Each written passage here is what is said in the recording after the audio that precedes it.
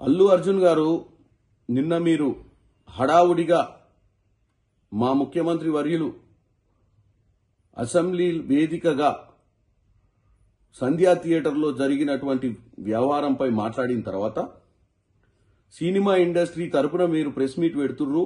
ఎందుకంటే మీరు అందులో కీలకమైన వ్యక్తిగా మీ సినిమాకు మీరు వెళ్ళినప్పుడు అక్కడ ఒక నిండు ప్రాణము ఈరోజు ఆ కుటుంబంలో మరో వ్యక్తి సీరియస్గా ఉన్న విషయాన్ని గుర్తు చేస్తూ నిన్న అసెంబ్లీలో మాట్లాడిన దానికి మీరు ప్రెస్ మీట్ పెడితే మేమందరం ఏమనుకున్నామంటే మీరు ప్రెస్ మీట్ పెట్టి ముఖ్యమంత్రి గారు చెప్పింది వాస్తవము, రానున్న రోజుల్లో మేమంతా బాధ్యతగా వ్యవహరిస్తాము, తప్పిదం జరిగింది, తప్పిదం వల్ల ప్రాణాలు కోల్పోయినాయని చెప్పి ఒక మంచి సందేశాన్ని, ఒక సినిమా రియల్ హీరోగా సందేశాన్ని పంపిస్తారనుకున్నాం తప్ప మీరు నిన్న ప్రెస్ మీట్ లో మీరు ఒక నోట్ రాసుకొని వచ్చి మీరు ఒక రియల్ హీరోగా కాకుండా ఒక సినిమా హీరోగానే మీరు వ్యవహారం చేసినట్టుగా కనపడుతుంది.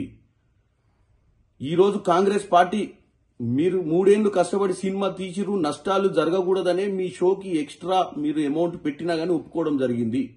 కాంగ్రెస్ పార్టీ అన్ని వర్గాల ప్రజలను, అన్ని రకాల వ్యాపారవేత్తలను ఆదుకునే ప్రక్రియలనే ఈరోజు మీ సినిమాకు మీరు రేట్లు పెంచినా గానీ ముఖ్యమంత్రి గారు, సినిమాటోగ్రఫీ మంత్రి గారు ఒప్పుకున్నారు. కానీ ముఖ్యమంత్రి గారు ఏం చెప్పారు, రానున్న రోజులలో ఇట్లాంటి ప్రీమియర్ షోస్ వేసినప్పుడు బాధ్యతగా ఉండాలి, ఇలాంటి జరగకుండా చూసుకోవాల్సిన అవసరం ఉంది, లేదా నేనున్నన్ని రోజులు ఇలాంటి వాటికి పర్మిషన్ ఇవ్వనని కూడా చెప్పిండు. అది ఆయన పర్సనల్ ఉద్దేశం కాదు, ప్రజలను ఉద్దేశించుకొని మాట్లాడుతుండు.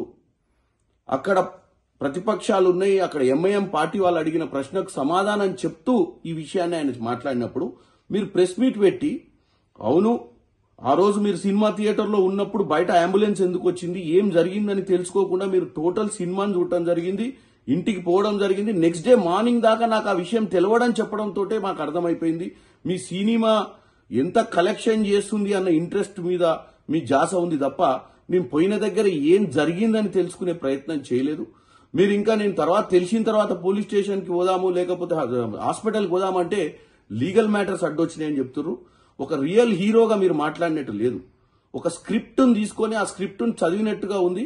మీరు ఏం సందేశం పంపిద్దాం అనుకుంటుర్రో ప్రజలకు మీకే క్లారిటీ లేకుండా నిన్న మీరు ప్రెస్ మీట్ పెట్టిర్రు.